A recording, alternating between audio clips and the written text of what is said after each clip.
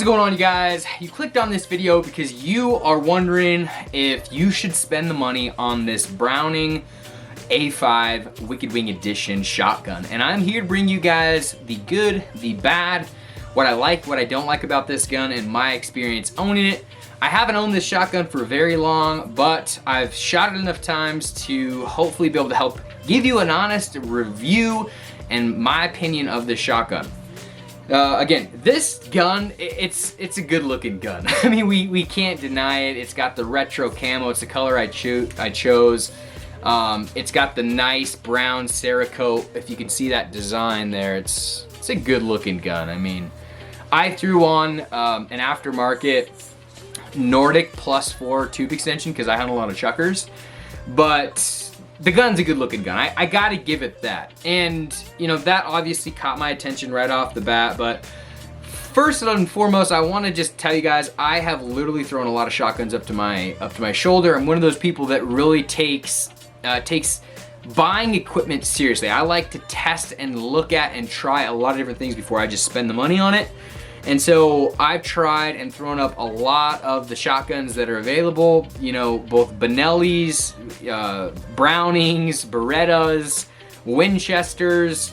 Gosh, I know that I'm missing other brands, but the reality is I've tried most of the higher end shotguns and I've put them up to my shoulder. And I ended up with this one as a second choice. And I know you weren't expecting that because, to give you guys the full backstory, I purchased a Benelli Ethos Super Sport. Beautiful gun. I'll maybe add a picture of it up here. But that gun was the smoothest shooting gun I had shot in a long, long time. It was a super beautiful gun. It had that, you know, I don't even know. It was all engraved. It had a super beautiful stock. I really liked it. But I was just constantly hyper aware of not scratching it, not making, like, I wasn't able to use it as a shotgun the way that I use shotguns, right? Constantly up hunting, because I was nervous about it getting scratched and stuff.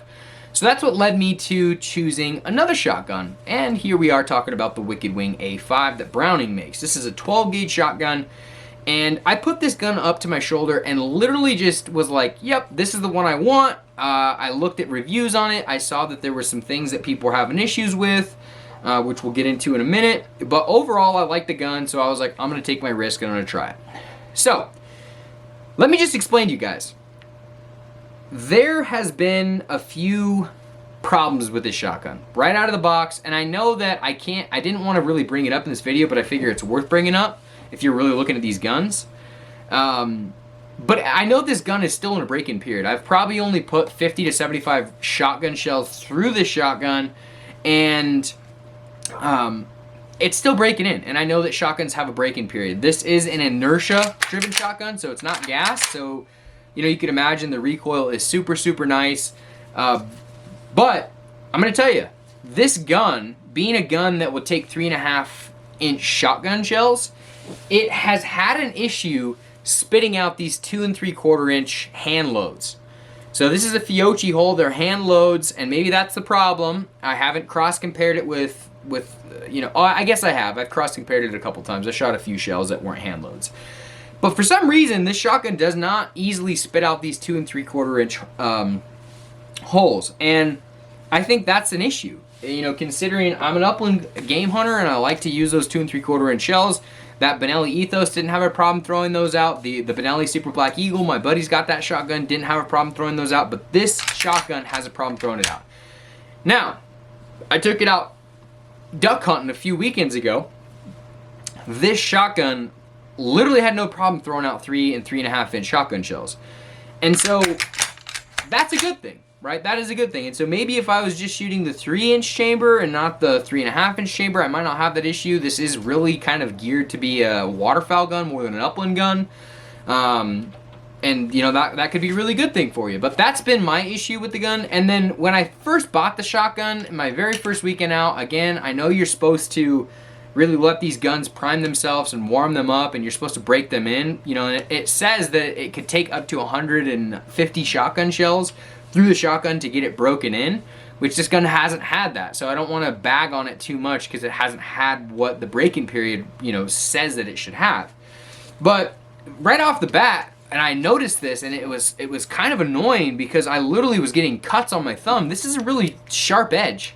And it was weird because on previous videos, it was like, yeah, this edge is not sharp. It's actually really sharp. Like, it's got a good little cutter to it. And when I was putting those shells in, what was happening for some odd reason, it was getting stuck. So the rim of my shotgun shell, right? That rim of that shotgun shell, which is not gonna focus right now, it was actually getting stuck inside of the tube. And it wouldn't go in all the way, so I wasn't able to load very fast, which when you're in the situation, you want to be able to put another shell in quick. And what I had found out is if your skin touches this this door, right, it is going to get stuck. So you have to literally put the shell in without it at all touching, boom, without it touching that piece.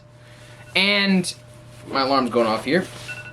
And that was an issue for a little while. Now that I figured it out, I could save you some cuts on your thumb. But that was a pain in the ass. And then obviously, for the fact that this gun was not ejecting and reloading my shells, it was not cycling.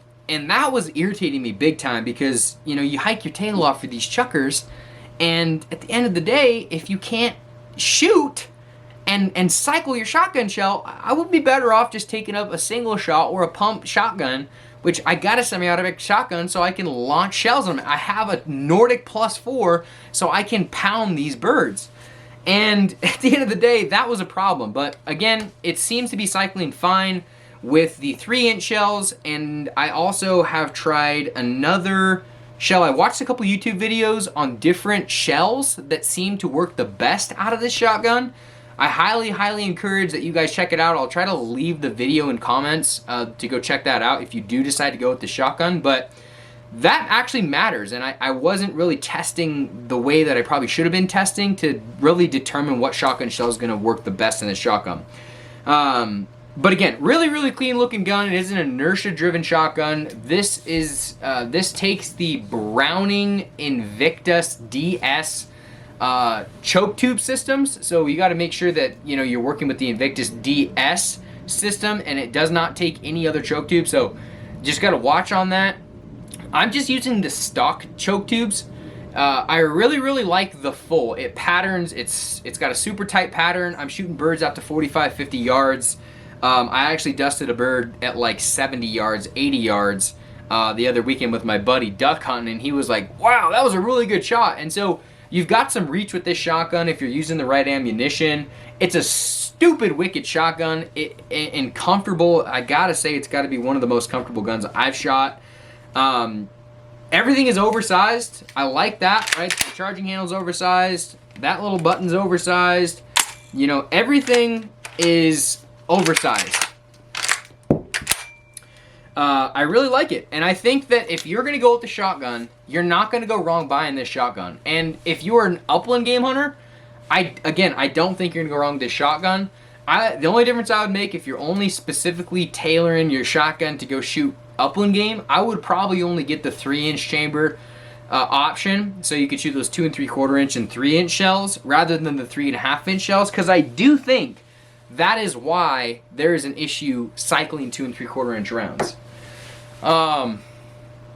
This gun has a 300 round warranty, so it's guaranteed 300 rounds. If there's any issues with it before 300 rounds happens, Browning has a guarantee on the shotgun, so you can just send it in to them and they'll fix it, or they'll send you a new one. I'm not going to send it in. I'm going to keep playing with it. I'm going to try some different ammunition out. This is going to be my shotgun that I keep and I use for a little while now, at least through 2023. I might get that Super Black Eagle 3 that Benelli makes, just because it's a comfortable shotgun as well, and I'm a junkie when it goes back and forth. But for any of you guys that are looking at this gun as an option, I think you're not going to regret it. Custom Gunworks does some really cool things. I know that you can actually send your shotgun into Custom Gunworks, and they can program test your choke patterns, and they'll actually send you custom chokes back, which I really like that, and they'll tell you what ammunition to use and stuff. I might be doing that with this gun. And then another thing is they'll actually they'll work the trigger over, so you can tighten up or lighten up this trigger, and that could be really cool. But so far, this trigger is under 4 pounds, or I mean, sorry, 5 pounds. So it's like 5.3 pound trigger pull, which I like my shotguns between 5 and 6. That gun meets right there in the middle, and it's a super comfy trigger pull. You're not like really stressing. It does have the oversized, right, so you can fit your gloves in here, trigger hole, so you can fit your gloves in there. The gun is awesome. I like the gun. I like the look of the gun. It comes in a couple different patterns. This is literally the most expensive pattern, but I'm happy with it. I mean, it feels good. It feels good. It looks good. It shoots good. Everything about this gun has been awesome. Besides the few minor things that I brought up to your guys' attention, I will say that in previous videos, I noticed that people were having an issue with the Cerakote eventually falling off. But let's be real, those people are probably really hard on their equipment. And I'm not saying that I'm a saint when it comes to, working on my gun, but I clean my gun after I get done hunting it. And I think you should too. And if you don't and the Cerakote starts falling off because you've literally let water sit on it for, months at a time, then so be it. That's your fault. But this gun, for me, is a great gun. I'm excited about it. I heard also that on the railing, this has got a double pin railing and it's got a beautiful sight, but on the railing, I've heard that it seems to rust. So if you're a big time waterfowl hunter or even an upland game hunter and it starts raining, I heard that rail right here at these little inserts, I heard that they rust out, and I'm curious to know if that's gonna happen. That would be irritating if it does, but so far no issues. 75 to 100 rounds through this gun right now, and I'm really liking it. So I'll give you guys an update on another shotgun if I buy it, but this is what I'm gonna run for 2023. I've already hunted birds with it. I've already shot birds with it. Seems to be really comfortable. I've packed it. It's pretty lightweight. I don't know the exact poundage, but I think you guys are gonna enjoy the shotgun, and I encourage you guys to go check them out. I think you'll like them. And so again, hopefully this will help you make a decision on if this is the right gun for you. I know that I watched a bunch of different videos on shotguns, and I just think that this is a runner-up. This shotgun, right? Browning, Benelli, Beretta. I think these guns are superior. They're really good guns. They are expensive. You're not going to get out of this gun for less than $1,800, but I don't think you're going to regret it if you do buy one. It'll be a lifetime gun. So you guys, with that, I'm out, and we'll see you on another one.